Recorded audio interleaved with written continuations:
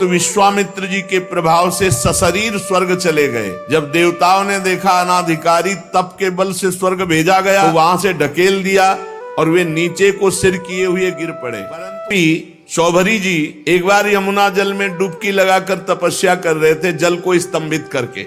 देख लो, ऐसे ऐसे महात्माओं को माया आकर्षित कर लेती है। अपने लोग तो एक डुबकी लगा के 1 मिनट भी नहीं रुक सकते, वो समाधि लगा लेते थे। जल को स्तंभित कर दिया और थल की तरह बैठे समाधिस्थ। महाराज शौभरी जी ने देखा कि एक मत्स्य मछली से क्रीड़ा कर रहा है, मैथुन। उनके हृदय में आया कि ये मैथुन में तो सुख है, तभी तो एक छोटा सा जीव इतना आनंदित हो रहा है, तो मुझे ये सुख चाहिए। अब महान तपस्या के धनी शौभरी जी के मन में विवाह करने की इच्छा जग उठी। सीधे राजा मानधाता के पास गए। महल में 50 राजकुमारियां थी।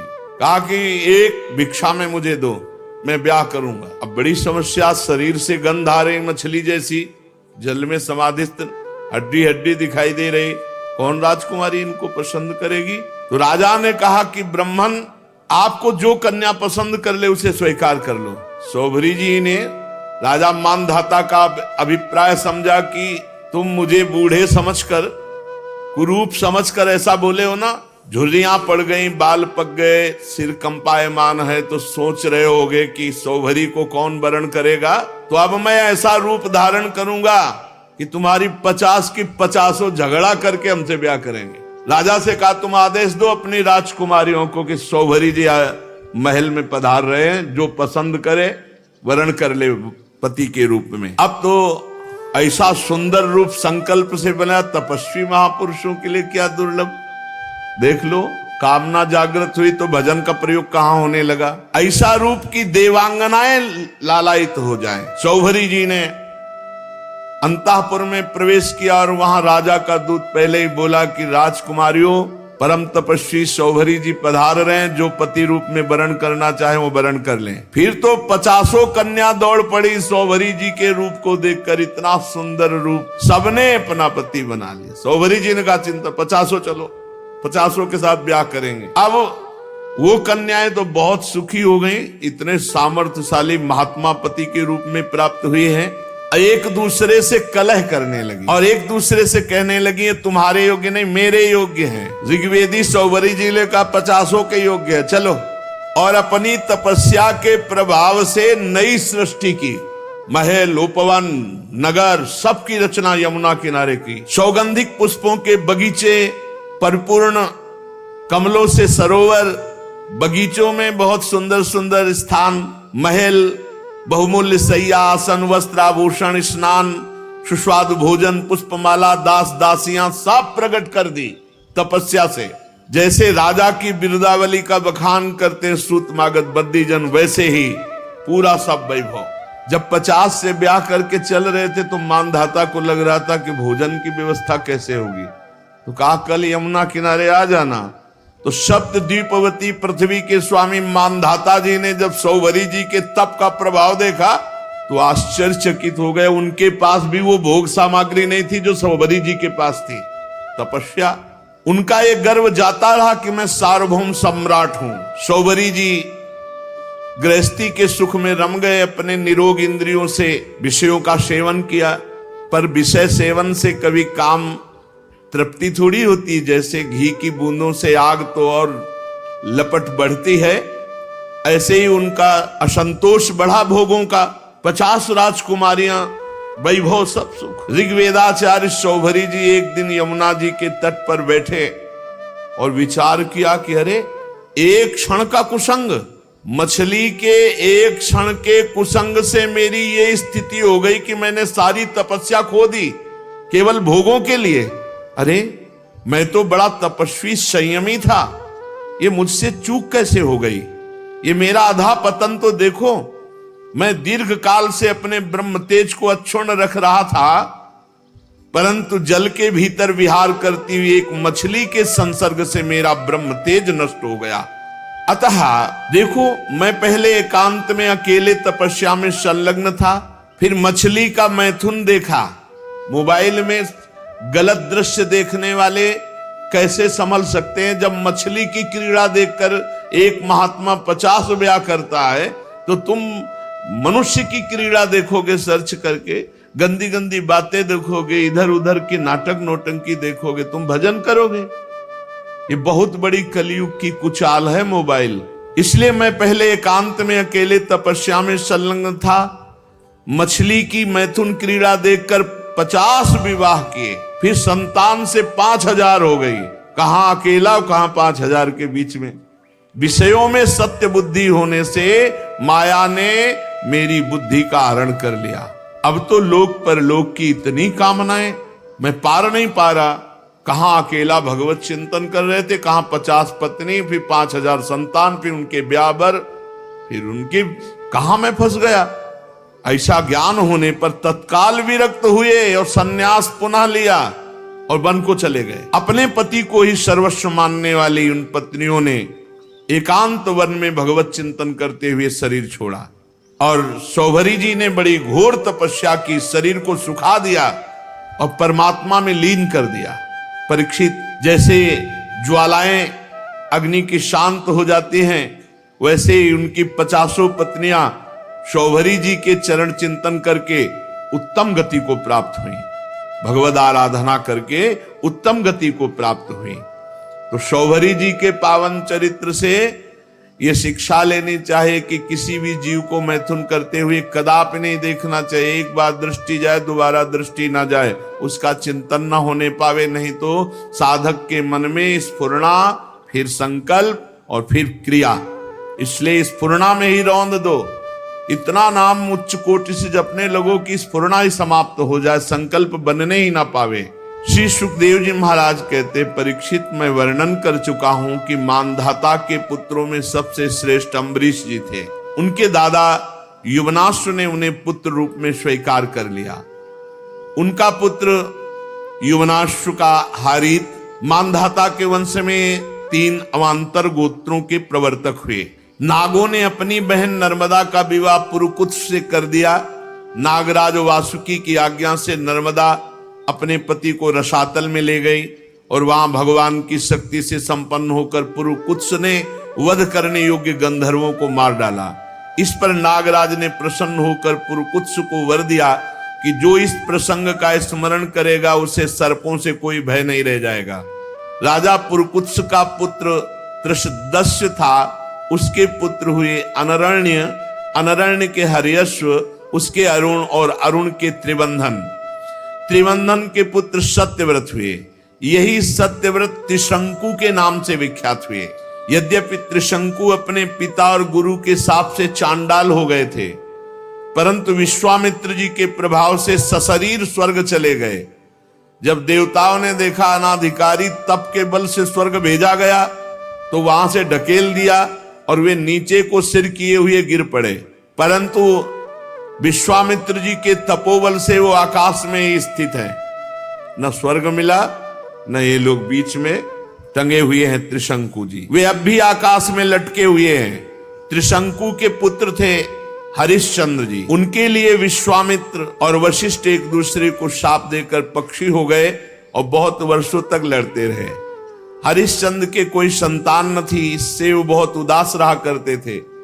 नारद जी के उपदेश से वे वरुण देवता की शरण में गए, उनसे प्रार्थना की कि प्रभु मुझे पुत्र प्राप्त हो। महाराज, मेरे वीर पुत्र होगा तो मैं उसी से आपका यजन करूंगा। वरुण देवता ने कहा ठीक है। तब वरुण की कृपा से हरिश्चंद्र के रोहित नाम का पुत्र हुआ। पुत्र होते ही वरुण ने आकर कहा, हरिश्चंद्र तुम्हें पुत्र प्राप्त हो गया, अब इसके द्वारा मेरा यज्ञ करो। हरिश्चंद्र ने कहा, जब आपका ये रोहित 10 दिन से अधिक का हो जाएगा तब यज्ञ योग्य होगा।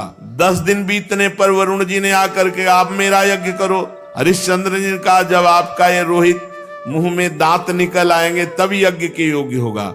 दांत उगाने पर वरुण देवता ने कहा, तो दांत निकल आए, मेरा यज्ञ करो। हरिश्चंद्र ने कहा, जब इसके दूध के दांत गिर जाएंगे तब ये यज्ञ के योग होगा। जब दूध के दांत गिर गए तो वरुण देवता ने कहा, अब तो मेरा यज्ञ करो। हरिश्चंद्र ने कहा, जब दोबारा दांत आ जाएंगे तब ये यज्ञ के योग्य होगा। दांतों के उगाने पर वरुण ने कहा, मेरा यज्ञ करो। हरिश्चंद्र ने कहा, महाराज क्षत्रिय राजकुमार तब यज्ञ के योग्य होता जब वो कवच धारण करने लगे। राजा हरिश्चंद्र पुत्र के प्रेम से ऐसा टालते रहे। उनका हृदय पुत्र प्रेम में जकड़ा हुआ था। जो जो समय बताते वरुण देवता उसी की बाट देखते। जब रोहित कुंवर को इस बात का पता चला कि पिताजी तो मेरा बलिदान करना चाहते हैं, तो अपने प्राणों की रक्षा के लिए हाथ में धनुष लेकर वन में चले गए। कुछ दिन के बाद उन्हें मालूम हुआ कि वरुण देवता ने रुष्ट होकर मेरे पिताजी पर आक्रमण किया है, जिसके कारण वे महोदर रोग से पीड़ित हो रहे। तब रोहित अपने नगर की ओर चल पड़ा, परंतु इंद्र ने आकर उसे रोक दिया। कहा, बेटा रोहित, यज्ञ पशु बनकर मरने की अपेक्षा है पवित्र तीर्थ और क्षेत्रों का सेवन करते हुए पृथ्वी में विचरण करना। इंद्र की बात मानकर वो 1 वर्ष तक और वन में ही रहे।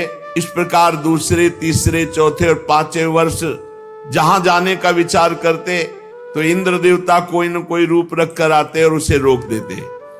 6 वर्ष तक रोहित वन में ही रहे।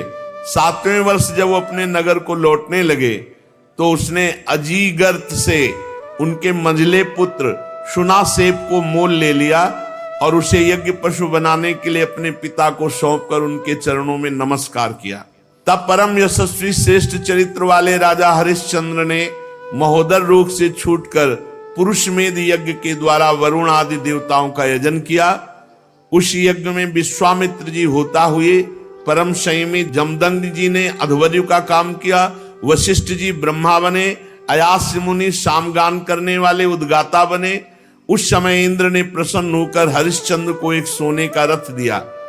आगे चलकर मैं शुनासेप का महात्म वर्णन करूंगा।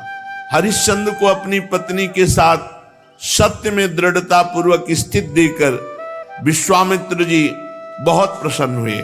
विश्वामित्र जी ने बड़ी कठोर परीक्षा ली हरिश्चंद्र। एक दिन महाराज हरिश्चंद्र जी अपने राज्य के वन में भ्रमण कर रहे थे तो आवाज आई कुछ स्त्रियों की, रक्षा करो, रक्षा करो। महाराज हरिश्चंद्र ने विचार किया कि हमारे राज्य में कोई व्यभिचारी तो है नहीं जो ऐसा कर सके। उनके राज्य में कोई ऐसा नहीं था। बहुत कठोर शासन हरिश्चंद्र जी का।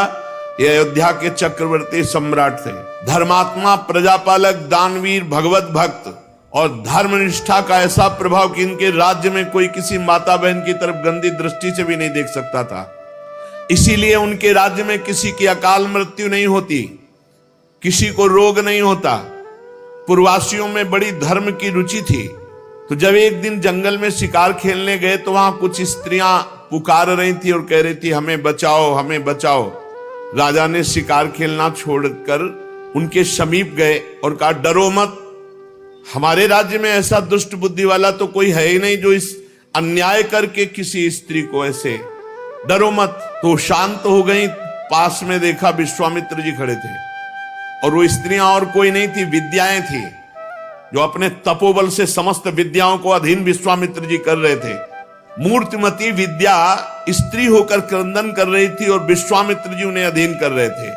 जब उन्होंने कहा ऐसा कोई दुष्ट बुद्धि वाला हमारे राज्य में है ही नहीं, कौन है जो तुम्हें सता रहा है? तो विश्वामित्र जी ने कहा, सता तो हम रहे तो दुष्ट बुद्धि के हम हुए। और भारी क्रोध आ गया। जो ही क्रोध आया सो तप में क्रोध आना हानि का विषय, विद्याएं सब अंतर ध्यान हो गई। विश्वामित्र जी ने कहा, इतना तप करने के बाद मैंने अपने क्रोध को संभाला था और विद्याओं को अधीन किया, तुमने मुक्त करा दिया, तुम बड़े दयालु हो।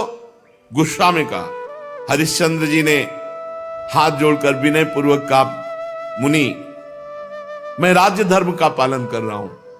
राजा का कर्तव्य है, यदि कोई अनाथ, कोई शरणागत किसी भी तरह सताया जाता है तो उसकी रक्षा करना कर्तव्य है। अच्छा, तो फिर मेरी भी रक्षा करो, मेरी इच्छा अनुसार दान करो। राजा ने कहा, आदेश कीजिए। तो उनका, इस समय तुम्हारे पास क्या है? घोड़ा, खजाने की चाबी, दो। दान ले लिया और कहा, दक्षिणा में हमें प्रचुर स्वर्ण चाहिए। कहा, दिया। ठीक, चलो दक्षिणा दो। तो उनका खजाने तो पहुंचे। बोले, मिथ्यावादी, जब खजाने की चाबी दे दी तो खजाना तेरा कैसे? हाँ, ये बात तो है। और घोड़ा दे दिया तो जहां तक घोड़े की टाप गई सारा राज्य मेरा। बहुत दानी बनता है, बहुत उदार बनता है, विद्याओं की रक्षा करेगा तू। अब दे। तो उनका महाराज चिंता मत करो, हमारे राज्य में तो हमको कोई खरीदेगा नहीं, और वो राज्य अब आपका हो चुका है। इसलिए राजा ने विचार किया कि सभी शास्त्र पुराण कहते हैं काशीपुरी भगवान शंकर के त्रिशूल पर बसी है और उसके अधिपति देवाधिदेव महादेव हैं। अतः वो परम दिव्यपुरी में चल करके अपने आप को बेचना चाहिए, और जो बेचने से स्वर्ण मिले वो दक्षिणा में देना चाहिए। जो अभी चक्रवर्ती सम्राट थे, विश्वामित्र जी ने नंगे पैर निकाला राज्य से, और जाओ बिको और दक्षिणा दो।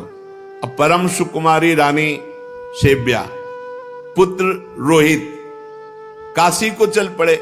मार्ग में मुनि ने एक माया रची की राजा रानी और रोहित तीनों को अत्यंत प्यास लगी, बहुत सुंदर जल की, मीठे जल की सृष्टि की, और आप बैठ गए ब्राह्मण के वेश में और कहा आओ पानी पी लो। बहुत आग्रह किया। राजा ने कहा मैंने मुनि को दान दिया है, दान की पूर्णता दक्षिणा से होती, जब तक दक्षिणा नहीं दे लूंगा पानी नहीं पीऊंगा। ऐसा कह के राजा आगे बढ़ गए। ब्राह्मण ने रानी और रोहित कुंवर से भी कहा कि जल पी लो। उन्होंने कहा नहीं, हम धर्मात्मा राजा की संतान हैं, हम उनकी पत्नी हैं, जब तक राजा अपनी दक्षिणा नहीं दे देते तब तक हम पानी नहीं पिएंगे।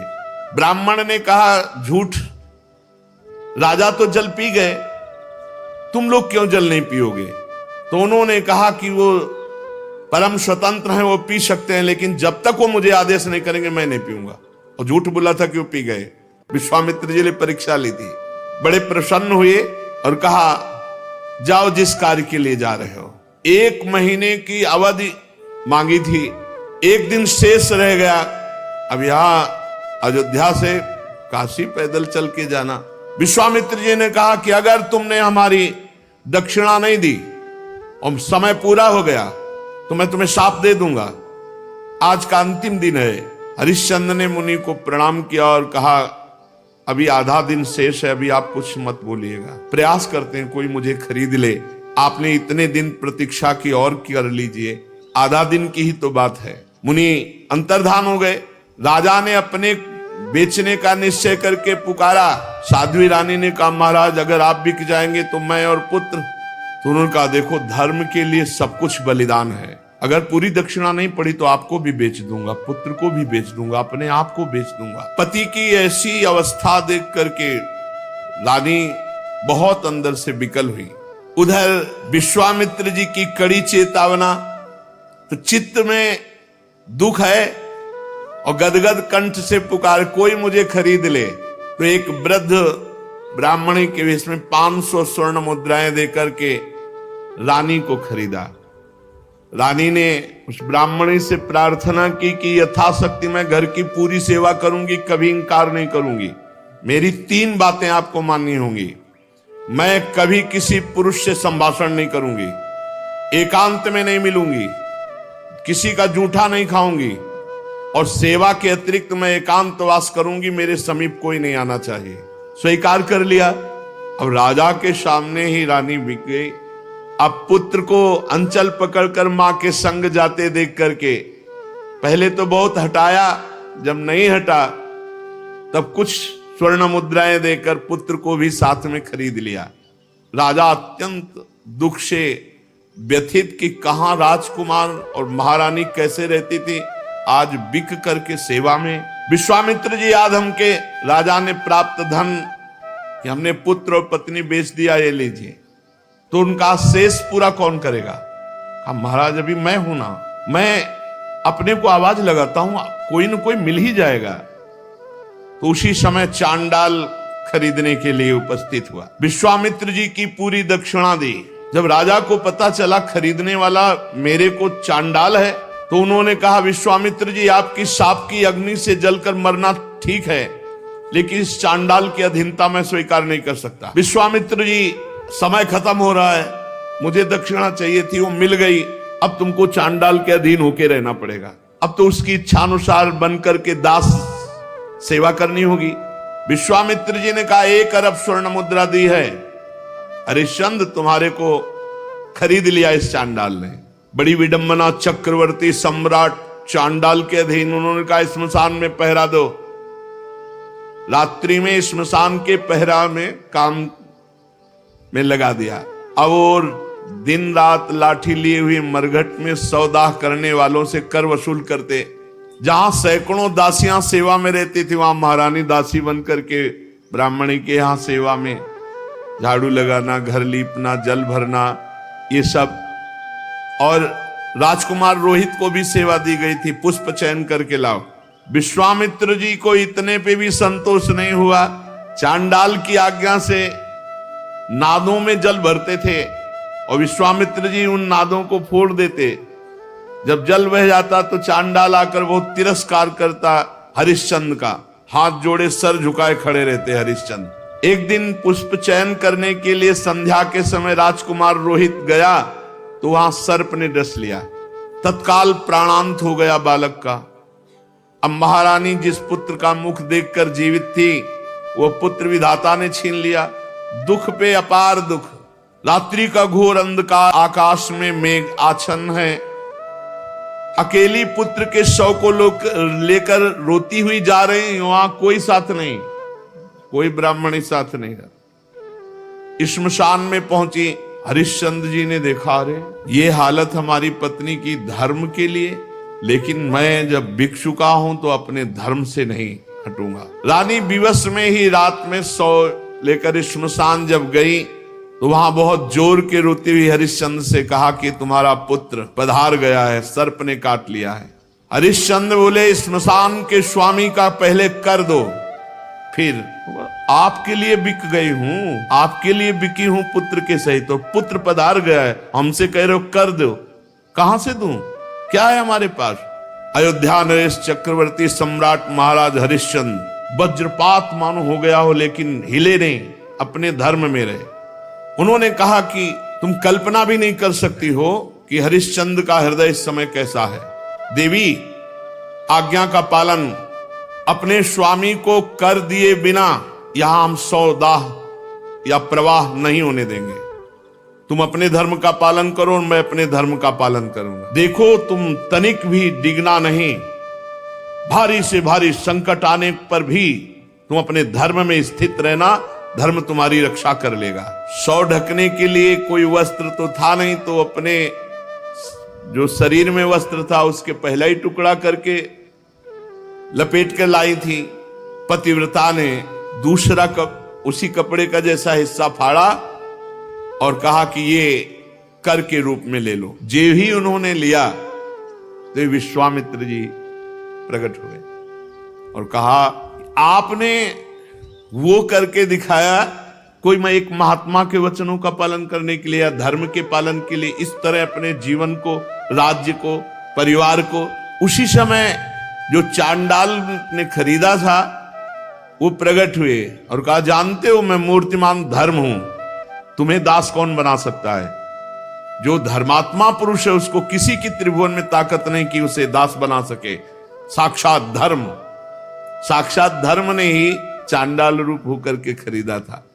साक्षात अम्बा अन्नपूर्णा ने ही, जो ब्राह्मणी के वेश में थी, वो कुंवर को और रानी को खरीदा था। देवराज इंद्र ने अमृत की वर्षा की, रोहित कुंवर जीवित हो गए। विश्वामित्र जी ने कहा, ये अपनी चाबी पकड़ो और ये लगाम घोड़े, जाओ तुम्हारी जय हो, तुम माया पर विजय प्राप्त कर चुके हो। देवराज ने कहा कि अब तुम्हें मृत्युलोक का राज्य करने की जरूरत नहीं, सशरीर स्वर्ग की यात्रा करो। हरिश्चंद्र ने कहा, नहीं, मर्यादा है, धर्म कहता है तो पहले यहां हम तप के द्वारा शरीर छोड़ेंगे, फिर जो भगवान गति देंगे। अयोध्या में पुनः महाराज हरिश्चंद्र जी आए, प्रजा जय जयकार करती हुई बहुत सुख में निमग्न हुई। सत्यात परो धर्म, सत्य से बढ़कर कोई परम धर्म नहीं, और जो धर्म का पालन करने के लिए कष्ट सह